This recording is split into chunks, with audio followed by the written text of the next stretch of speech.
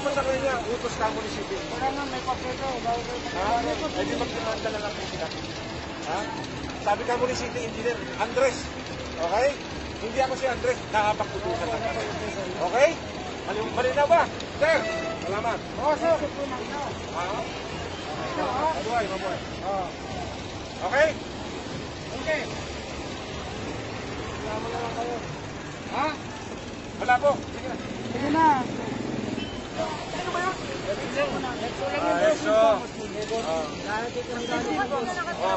Sabihin mo doon sa EXO na yun, ha?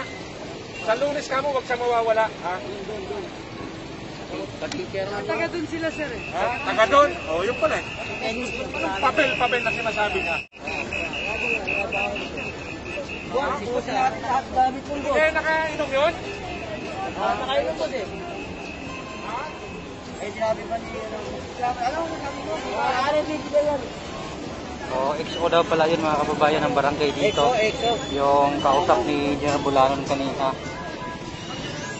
Good afternoon mga kababayan. Welcome back dito sa ating YouTube channel po. Ito pa ng Kupar's Vlog. Ayan at dito naman po tayo dito sa Magsipalangka pa rin po. Ito po yung mga nagtinda dito sa may bangketa. Nanonood din na kami. Kasi kami kanina.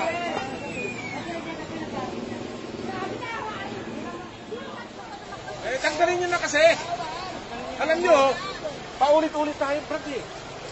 Hindi na pa ako sasabihin. Hindi nga eh, ang hirap sa inyo eh. Oh, katulad yan. Oh. Ha?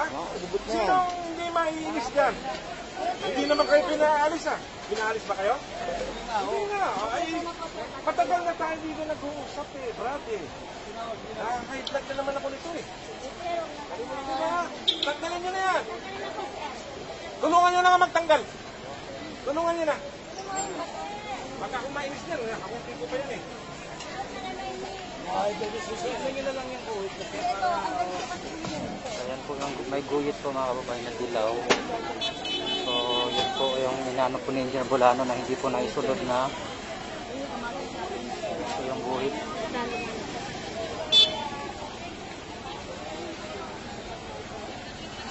Alright mga kababayan, tayo po ay magre-reaction video dito po sa ating old videos. Disclaimer po again, ito po ay old videos at kuha po ito nung panahon ng pandemic, no? 2021 or 2022 to mga kababayan. At makikita nyo po na during pandemic mga kababayan, patuloy po na gumagana at nagtatrabaho po ang gobyerno dyan sa Maynila.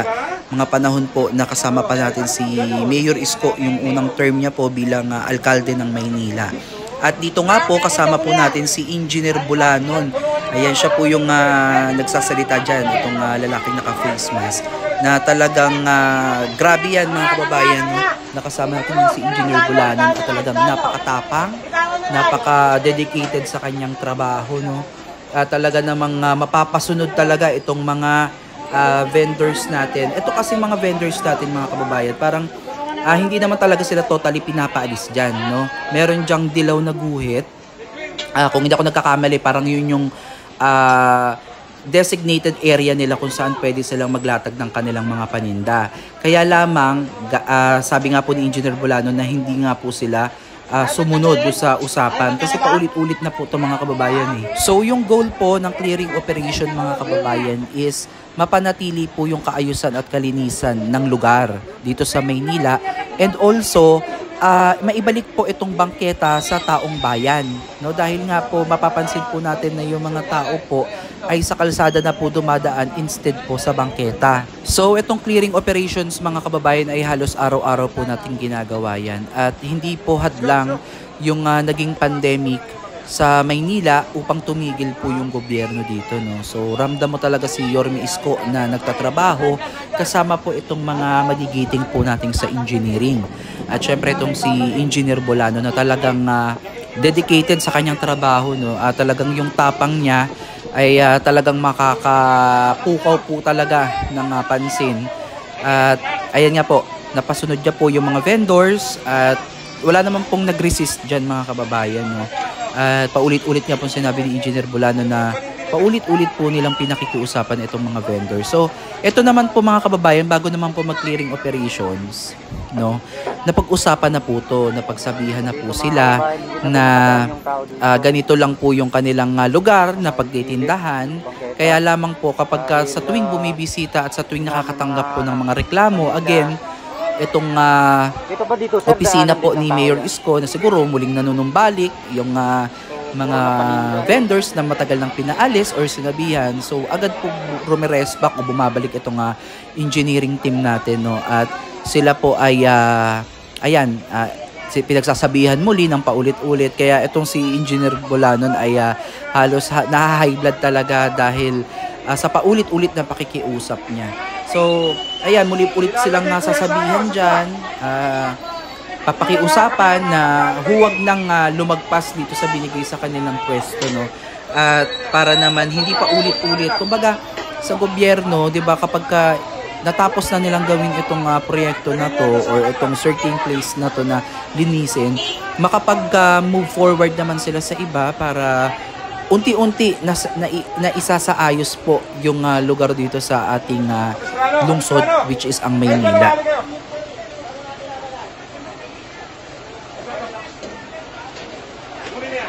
So, madalas din mga kababayan dito sa clearing operations, kinukuha na nila yung mga lamesa, mga upuan o yung mga pinagpapatungan ng mga paninda, no. Syempre, ito yung isa sa paraan siguro na nakikita nila na para hindi na muling makabalik itong mga vendors na to.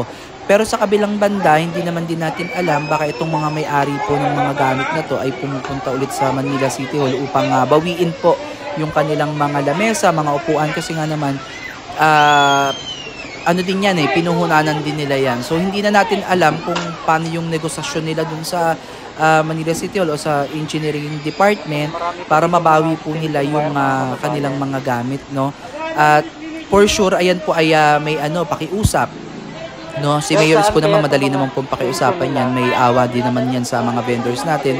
Dahil ito naman sa side naman ng mga vendors, no, masakit nga naman din lagi-laging nakiklearing, no, na kukuha yung mga paninda kasi most of them mga kababayan ay dyan po kumukuha ng source of income. May mga pinapaaral po yan, may mga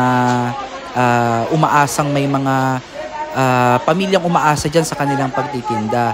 Sa kabilang banda, pinapatupad lamang po ng gobyerno ng Maynila na hindi po pwede na ganyan na ikaw ay kumikita pero may napiperwisyo ka naman. Dapat balance lang tayo at pantay, sumunod sa batas. Hindi katwiran ang kahirapan para lumabag tayo sa batas. Pero again, ako ay naniniwala din kasi ako din ay nagninegosyo, nagbi-business din tayo. So alam natin kung paano kumita ng pera. At itong mga vendors natin, madalas dyan yung mga puhunan nila ay galing pa sa utang, no, sa mga 5-6. Kaya talagang malaking aberya din itong nangyayari sa kanilang clearing operation. Sa kabilang banda, binibigyan naman sila ni Yorme Isko ng pagkakataong makapagtinda. Hindi naman sila pinagbabawalan magtinda. Basta sumunod lang sila dun sa ibinigay sa kanila. Like for example, itong dilaw na guhit, na doon lamang po sila at huwag na silang lalagpas para hindi na po nila sakupin pa yung bangketa or yung kalsada. Kasi ito po yung nagiging sanhi din po ng pagkakaroon ng traffic dyan sa Maynila, no? Yung mga iskinita. Like for example, isa sa mga dahilan na lang na masasabi ko, for example, may mga emergencies like sunog, yung mga ganyan ba, maaaring mabilis makaresponde yung ating mga bumbero kung sakasakaling magkaroon ng mga ganitong trahedya, no? At madali silang makaka-rescue.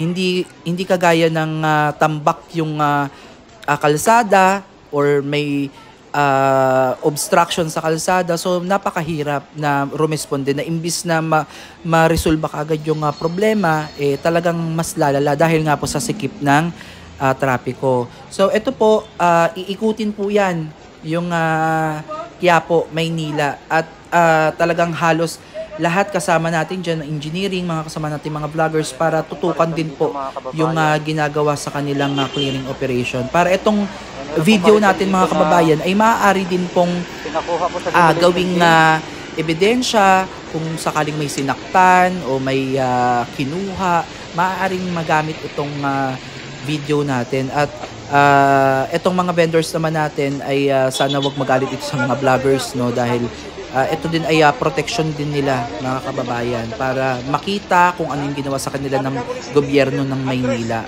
no? At makita nila kung ano yung mga nasabi nila, narinig nila yung kanilang mga nasabi ng gobyerno laban sa kanila.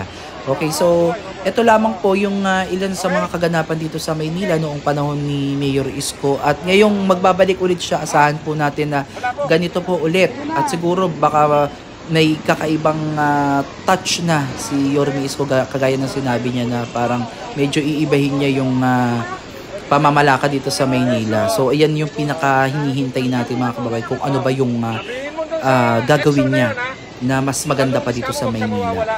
So ito lang, napakaganda ng ginawa para sa akin ni Mayor Isko nung panahon ng pandemic, na kahit na may pandemya ay hindi niya pinabayaan yung Maynila, at talagang nagtrabaho. Pinakita niya kasama ng kanyang mga kasamahan, mga empleyado, yung kanilang dedikasyon sa tatrabaho dito sa lungsod ng Maynila. So muli, maraming salamat, at abangan nyo po ulit yung mga throwback videos natin habang wala pa pong clearing operation, habang wala pa po si Mayor Isko.